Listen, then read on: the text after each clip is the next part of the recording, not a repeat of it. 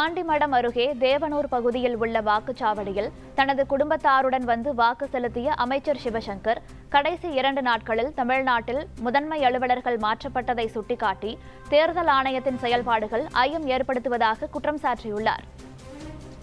தமிழ்நாடு முதலமைச்சர் தளபதி மு.க. ஸ்டாலின் அவர்களுடைய சாதனை திட்டங்களால் இந்த தேர்தலில் ஸ்டாலின் அலை வீசுகிறது.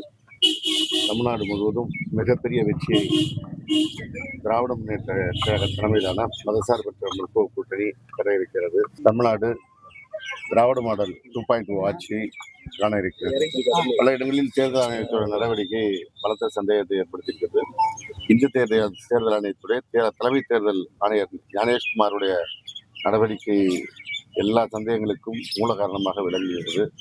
அதன் காரணமாகத்தான் தமிழ்நாட்டிலே முக்கிய அதிகாரிகளை எந்தவித தேவையுமின்றி மாற்றுவது, அது கடைசி 2 நாட்களில் மாற்றுவதெல்லாம் அவர்கள் எல்லோரிடத்திலும் ஒரு பயத்தை உண்டாக்குகின்ற நோக்கத்தில் செய்கின்ற காரியமாகத்தான் தெரிகிறது.